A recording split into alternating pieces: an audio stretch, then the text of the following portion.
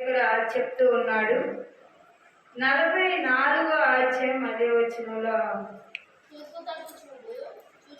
తూర్పు తట్టు చూచుచు పరిశుద్ధుల యొక్క బయటికి గుమ్మల మార్గమునకు అతను తోడుగా చూపించుచున్న ఆయన తూర్పు తట్టు ఎడమన్నట్లు చూసి ఇక్కడేమో తూర్పు చూస్తూ పరిశుద్ధుల యొక్క బయటికి గుమ్మముల మార్గమునకు అతను తోడుకొని పోరాగా ఆ గుమ్మలు బయట నుండి ఉంది. అంతటి యెహోవా నాతో మాట్లాడాడు.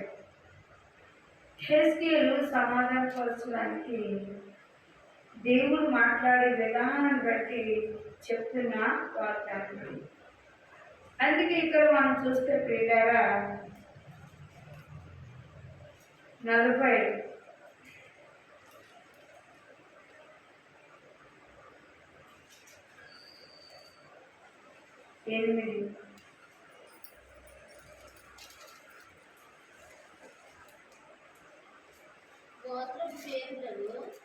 గోత్రముల పేర్లు ఇవి.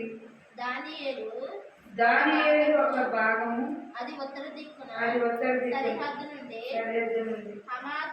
హమాతునకు పోవు మార్గమునకు పోవచ్చు మార్గమునకు ఎత్లోనుకు పోవు సరిహద్దునకును హసరేనాను అను దమస్కు సరిహద్దుకును హమాతు సరిహద్దు మార్గమున తూర్పుగాను పడమటిగాను వ్యాపించుచు భూమి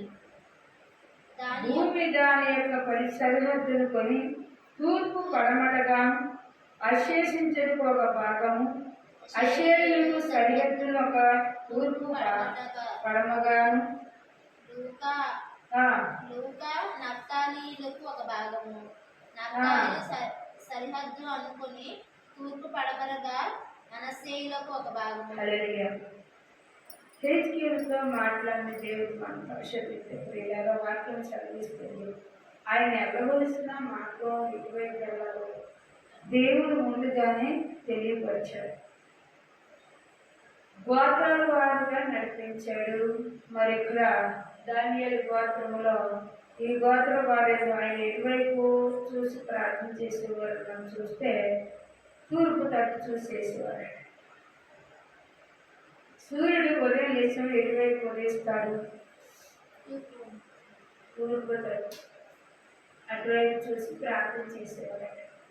అట్లా ప్రార్థన చేస్తూ ఉన్నప్పుడు ఇక్కడ దేవుడు యెహోవా మాట్లాడుతున్నారు హెజ్కేలుతో. ఏమనంటే ఇలా ఒక మాట చెప్తాను ఏమంటున్నాడంట.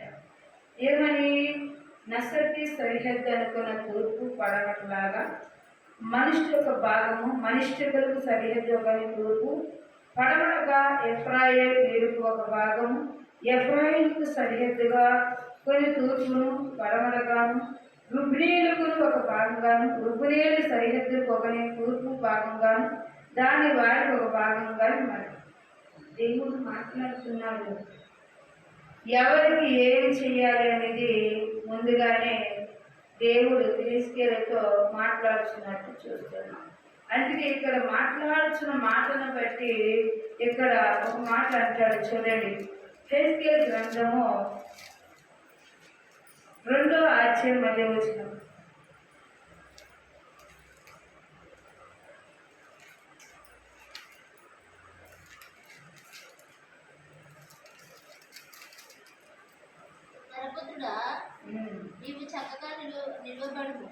చూడండి, నరపుత్రుడా నువ్వు చక్కగా నిలవబడు, నేను నీతో మాట్లాడవలనని నీతో మాట్లాడాలని ఆయన నాతో మాట్లాడినప్పుడు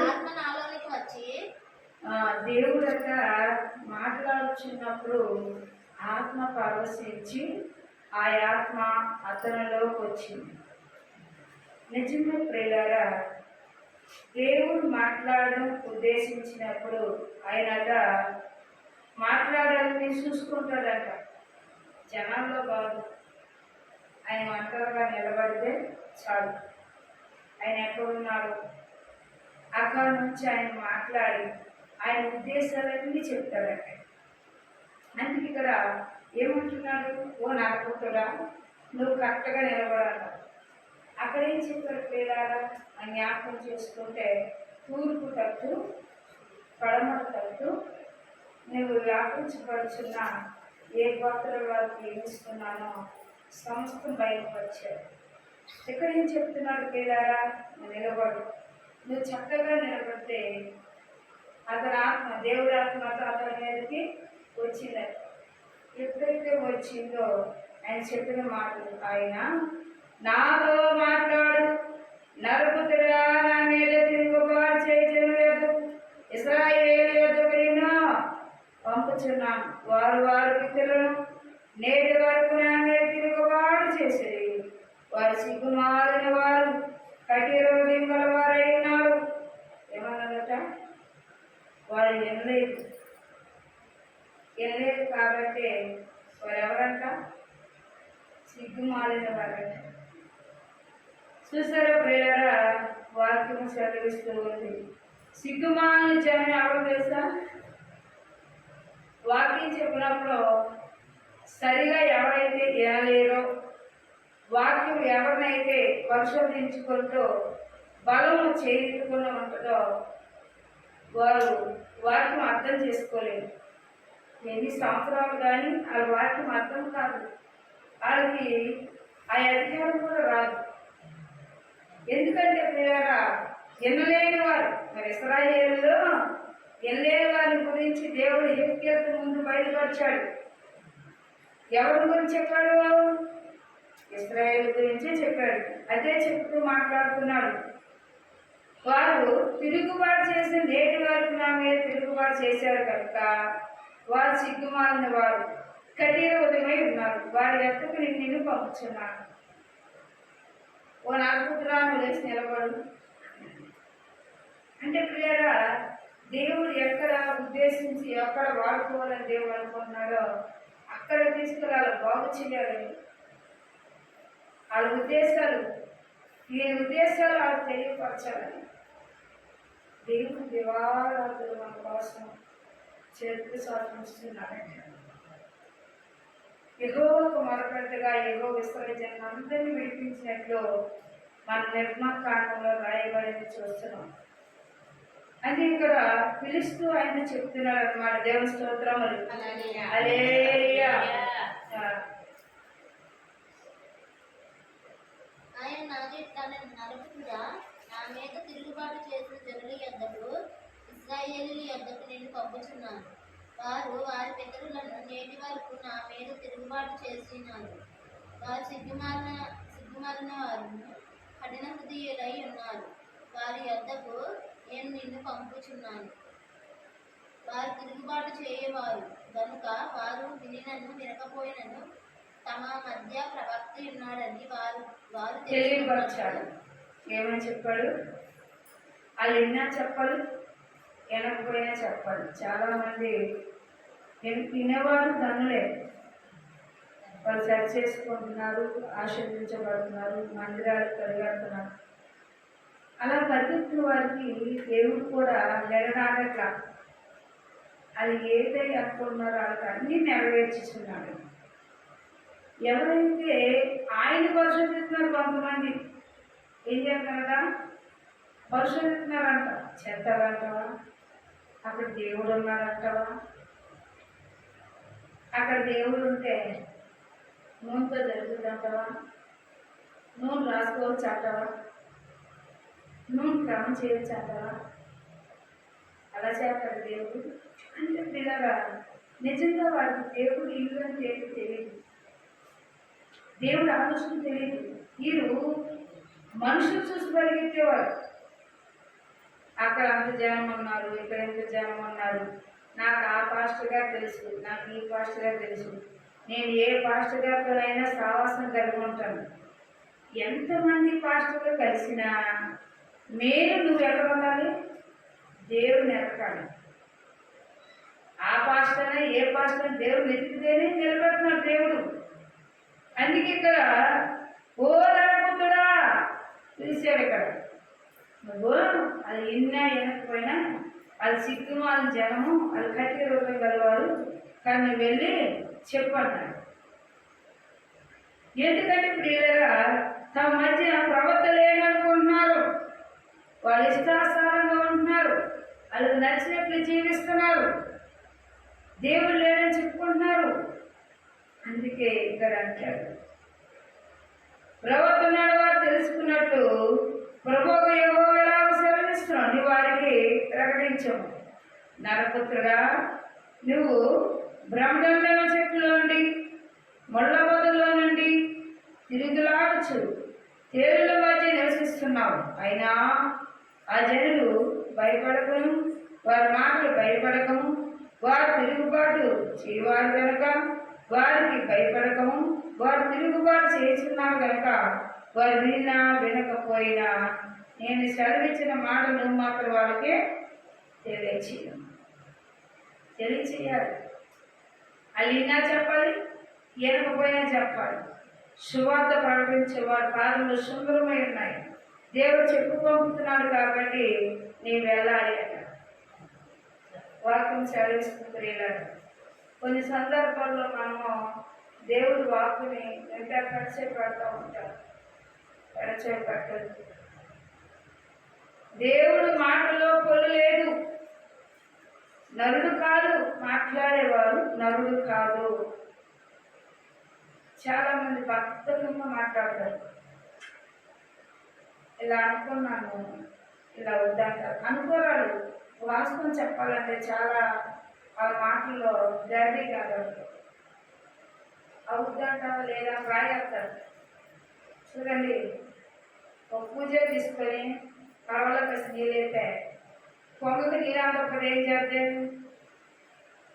మా పొంగకి నీళ్ళు అనుకోమనుకో, ఓం పాడు పూజ తీసుకొని దాంట్లో సగం నీళ్ళు ఉన్నాయి. పొంగకి నీళ్ళు అందరు పొంగ ఏం చేస్తారు తెలుసా?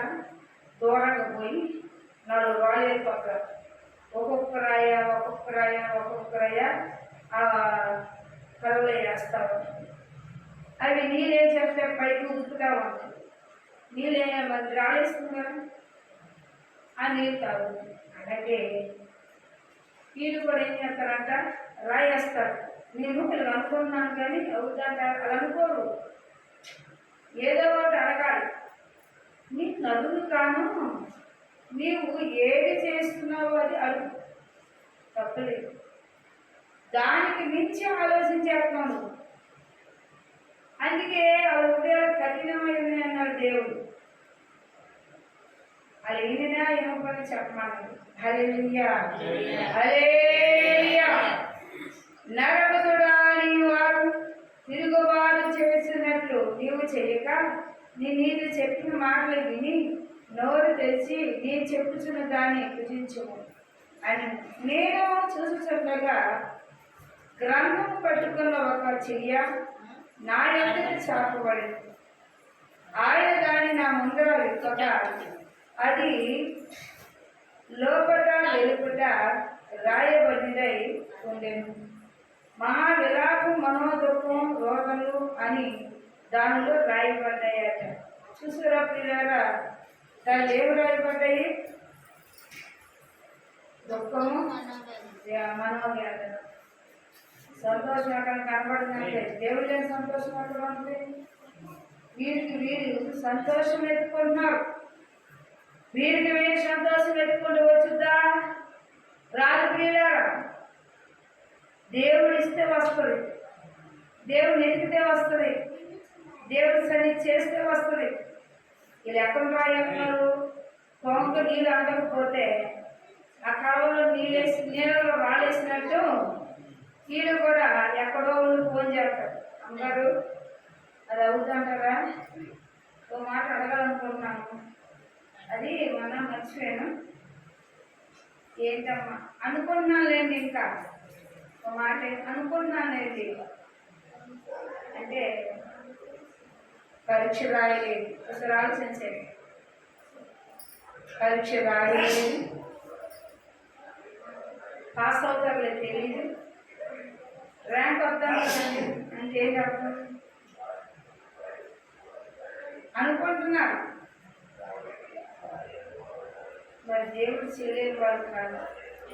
కడవలో నీళ్ళు కొంచెం ఉన్నాయి, దాని ఉపకారంలో రాలేయాలి. దేవుడి సన్నిధికి రాకపోయినా అడుగుతూ ఉంటే చెప్ప మానేస్తలేదు దేవుడు. ఎప్పుడు తీర్పడుతున్నప్పుడు వెళ్తాం. చూసారా, ఇది హెచ్చరికమైన గర్వం. దేవుడి కఠినంగా చూస్తున్న గర్వం. అందుకే ప్రియారా ఇక్కడ ఇన్యాయం అని చెప్పమన్నాడు. ఆ హృదయాన్ని ఎలాగున్నాయో కూడా ఆచార్యవస్తూ అంటాడు. మరి నాకు ఎలా సెలవు ఇచ్చిన నరపుత్రుడా నీకును కనబడి దాన్ని భక్షించము. ఈ గ్రంథము భక్షించి ఇశ్రాయేలు యొద్దకు పోయి వారు ప్రకటన చేయము. నేను నోరు తెరిచి తెరవగా ఆయన ఆ గ్రంథం నాకు తినిపించను. నరపుత్రుడా నేను ఇచ్చుచున్న ఈ గ్రంథము ఆహారంగా తీసుకొని దానిలో కడుపు నింపుకొని దానిలో సెలవీయగా నేను దాన్ని భక్షించి అది ఆ నోటికి తేలివలే మధురముగా నాయము. అలేరియా చూసారా ప్రియులారా, ఎప్పుడైతే గ్రంథములు ఇప్పి చదువుతున్నారో వాక్యం ఏమైపోయిందంట? మధురమైపోయిందంట. ఆ గ్రంథం ఏబడి ఉన్నది? విలాప వాక్యం రాయబడి ఉంది. ఓ పక్కేమో దుఃఖము, ఓ పక్కేమో మనోవేదన. మనోవేదన రాయబడింది, దుఃఖము రాయబడింది. మరి దేవుడు ఆమండగా చెప్తున్నాడు, నువ్వు వెళ్ళి ప్రకటించి అక్కడ నేను చెప్పింది ఏంటి? శోధనలు ఉన్నప్పుడు, బాధలు ఉన్నప్పుడు, చింతలు ఉన్నప్పుడే ఎక్కువగా దేవుడి సన్నిధిలో మాట్లాడతారు. ఏమాత్రమే సంతోషంగా ఉంటే దేవుడి సన్నిధికి రాదు. అందుకే ఇశ్రాయేలు కూడా చేసిన పనులను దేవుడే జ్ఞాపకం చేస్తున్నాడు. మీరా అది జ్ఞాపక గుర్తుగా చేస్తున్నాడంటే దేవుని స్తోత్రం. హల్లెలూయా. మరి ఆయన నాతో ఎలాగ సెలవిచ్చెను, నరపుత్రుడా నీవు బయలుదేరి ఇశ్రాయేలీయులకు పో, నా మాటల వారికి తెలియజెప్పుము. నీవు గ్రహింపలేని యేసపు మాటలు పలుకు, జనుల యొక్క కాదు ఇశ్రాయేలు అద్దెకి నిన్ను పంపుచున్నాను. హల్లెలూయా. దేవుడు ఎవరిన పిల్లలు కనుకోవాలి, దేవుడు తెలియదు, చెప్పాలి. దేవుడు ఎక్కడ చెప్తే అది ఇశ్రాయేలు అని దేవుడు ఎక్కడ కదా. అందుకే వాళ్ళ దగ్గర నేను పంపుతాను అన్నాడు. నువ్వు భయపడకు, నేను పంపుతున్నది వాళ్ళ దగ్గరికి కాబట్టి నువ్వు ధైర్యంగా వెళ్ళమన్నా. దేవుని స్తోత్రం. హల్లెలూయా. హల్లెలూయా. చిన్న మాట చెప్పి ముగించుకున్నాను. నీవు గ్రహింపు వేసిన మాటలు పలుకు జనులతో ఇశ్రాయేలు నిన్ను పంపించాను. నీవు గ్రహింపలేని ఏని యేసపు మాటలు పలుకు అన్ని జనులకు నిన్ను పంపట్లేదు. అట్టి వారి యొక్క నిన్ను పంపిన ఎలా వారి మాటలు విందురు. అయితే ఇశ్రాయేలుకు సిగ్గుమాలిన వారు కఠిన ఉదవై నేను చెప్పిన మాటలు నాకు ఆలోచించనెలగా ఉన్నారు కనుక నీ మాటలు వినగలరు. ఇదిగో వారి ముఖములు మేలనే నీ ముఖము ప్రతీరముగాను నేను చేయుతున్నాను. హల్లెలూయా. హల్లెలూయా. ఇదివరకు అసలు తెలియలేని ఎంత ఇది తెలిసి అనుభవాలు ఉన్నాయి కదా. మరి ఎలాంటి అనుభవాలు ఉన్నాయి? అద్భుతాలు చూశారు, సూచనలు చూశారు, మార్చకాలు చూశారు. దేవుని అడగా ఎవరు తిన్న మన్నాను తిన్నారు, బండ చందు నీళ్ళు తాగారు, కూరగాయలు బదులు మాంసాలు అయితే మాంసాలు తిన్నారు. మరి అన్ని అద్భుతాలు దేవుడు చేశాడు. యెహోవా చేసిన ప్రతి అద్భుతము కూడా వీరెవరు చేసినప్పుడు మనం చూస్తున్నాం. అందుకే వాక్యం సెలవిస్తుంది, నేను ఎవరు ఏమాత్రం నేను పంపట్లేదు, ఎన్ని వరకే పంపుతున్నాను అని చెప్పాడు. మరి చిన్న వాక్యం దేవుడు దీవించిన హల్లెలూయా. సకల ఆశీర్వాదాలను పుష్టాలమైన నామాన్ని బట్టి వందనాలు స్తోత్రాలైన త్యాగరాధిస్తుంది. ఈరోజు ప్రభా కూడి వచ్చిన బిడ్డలని జ్ఞాపకం చేసుకొని ఏ తనంత కలిగిన వారి కార్యం నెరవేర్చండి. వ్యాధిగ్రస్తు చేసి స్వస్థపరచండి. జ్వరంతో వారిని బాగు చేసుకుంటే దేవుడు వందన స్తోత్రాలు. ప్రభా మళ్ళా నా తండ్రి ఆ బిడ్డలనైనా రక్తక్షమంతో బాధపరుచున్నప్పుడు మీరు చెంగుమట్టి నైనా కట్టుదారులు అయిపోయి అలాగే నా తండ్రి పక్షువారి గలవాన్ని ముట్టి స్వస్థపరిచాడు. పుష్టిగాడి గలవాన్ని నాకు ఇచ్చిన శుద్ధిని కామన్నారు. పోయిన వస్తువులు దొరికింప చేశారు. రుణస్తుల వారిని రుణాలు కొట్టివేశారు. బిడ్డలు నాయన కూలి వచ్చినప్పుడు ఒకసారి జ్ఞాపకం చేసుకోండి. మరి ఏ తర్వాత కలిగి వచ్చిన కార్యాలు నెరవేర్చుటకు సహాయం దయచేయండి. అడుగుడి ఇవ్వనన్నావు, నెదుగుడి దొరుకుతున్నావు, తట్టుడి ఇవని వాక్యం సెలవిస్తుంది. బిడ్డలు ఏ తలాపు కలిగి వచ్చిన కార్యాలు నెరవేర్చుటకు సహాయం దయచేయండి. ఆరాధన అంతట్లో మీరున్నారు, పాటలో ఉన్నారు. ప్రభా కూడొచ్చిన బిడ్డలందరికీ జ్ఞాపకం, తెల్ల మచ్చలు, నల్ల మచ్చలు, పడలు, మరి పురుగు ముట్టిన, పాము కరిచిన, మొట్టి స్వస్థపరిచే దేవుడు వందనాలు స్తోత్రాలు నాయన. రానైనా బిడ్డలందరినీ నడిపించుకోండి. వచ్చిన వారిని దీవించండి. కావలసిన అవసరాలను సాయం తెచ్చండి. మాట్లాడిన దేవుడా మాట్లాడండి, కనిపించిన దేవుడా కనిపించండి. నడిపించడానికి సాయం పరిశుద్ధులు జానబిడ్డ జ్ఞాపకం చేసుకోండి. గర్భం లేని వారిని గర్భఫలం దీవించండి. గర్భం తల్లి బిడ్డ క్షమ సాయం తెచ్చండి. ఏ బిడ్డలో ఏ తలంపు కలిగిన కార్యం నేరే సాయం తెచ్చండి. మమ్మల్ని మా బిడ్డలందరూ మీ చేతులకు అప్పగిస్తూ మీరే ఆశ్రయించి దీవించండి. అది వేరుకుంటున్నాం తండ్రి. నడుపు